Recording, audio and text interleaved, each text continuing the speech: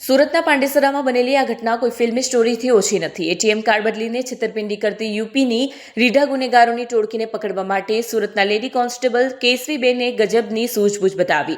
જ્યારે પોલીસને બાતમી મળી કે એટીએમ બદલી લોકોને લૂંટતા આરોપીઓ જીયામ ગામમાં છુપાયા છે, ત્યારે તેઓ સતર્ક ન થઈ જાય તે માટે કેસવીબેને ડોક્ટરનો સફેદ એપ્રોન પહેરી વેશપલટો કર્યો. બીમારીની તપાસ કરવાના બહાને તેઓ આરોપીના મકાનમાં પ્રવેશ્યા અને ખાતરી કરી કે 5 આરોપી અંદર જ છે. જે બાદ તેઓ ટીમને સિગ્નલ આપતા અન્ય પોલીસ કર્મીઓએ આ ટોળકી દબોચી લીધી. મહિલા કોન્સ્ટેબલની આ નવતર પદ્ધતિને કારણે જ આ ઓપરેશન સફળ રહ્યું અને ગુનેગારોને ગંધ પણ ન આવી. આ ગેંગની મોડસ ઓપરેન્ડી અત્યંત ઘાતકી અને ચાલાકભરી હતી. તેઓ ખાસ કરીને પાંડેસરા અને સચિન જીઆઈડીસી જેવા વિસ્તારોના એટીએમ સેન્ટરો પર વોચ રાખતા હતા. જે ભોળા અને અભણ શ્રમજીવીઓને પૈસા ઉપાડતા ન ફાવતું હોય તેમને મદદ કરવાના બહાને તેઓ વિશ્વાસમાં લેતા. દરમિયાન તેઓ નજર ચૂકવીને પિન નંબર જોઈ લેતા અને અસલી કાર્ડ બદલીને પોતાની પાસેનું નકલી કાર્ડ પધરાવી દેતા હતા. મિનિટોમાં જ ગરીબ મજૂરોની આખી જિંદગીની મૂડી તેમના ખાતામાંથી સાફ થઈ જતી. આ સર્ચ ઓપરેશન દરમિયાન પોલીસ પણ ચોંકી ઉઠી હતી, કારણ કે આરોપીઓ પાસેથી 150 જેટલા વિવિધ બેંકોના એટીએમ કાર્ડ મળી આવ્યા. આ ઉપરાંત 57,000ની રોકડ અને 5 મોબાઈલ ફોન પણ જપ્ત કરવામાં આવ્યા છે. આ સફળતાથી પાંડેસરા, સચિન અને ભેસ્તાન પોલીસ સ્ટેશનમાં નોંધાયેલા 5 જેટલા ગંભીર ગુનાનો ભેદ એક સાથે ઉકેલાઈ ગયો છે.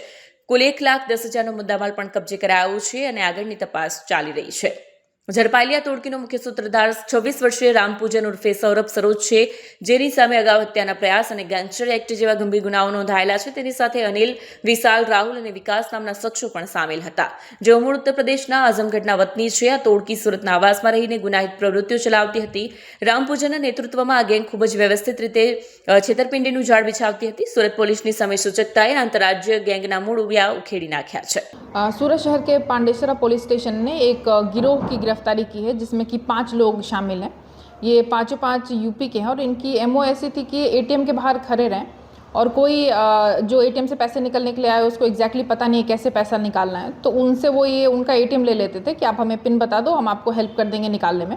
और उसके बदले वो दूसरा उसी बैंक का एक्स्ट्रा कोई खोटा एटीएम ऐसा रखते थे और उसको फिर एटीएम मशीन में डाल के उनका पिन पूछ लें और बोले कि नहीं अभी तो पैसे नहीं निकल रहे, कह के उनको जो खोटा एटीएम था वो वापस कर देते थे और उनका जेन्युइन एटीएम अपने पास रख लेते थे. और पिन तो उनको पता चल ही गया और जब वो आदमी चला गया तो उसके पीछे फिर वो उससे पैसे निकाल करके या तो कैश निकाल ले या उससे कोई पेमेंट कर ले.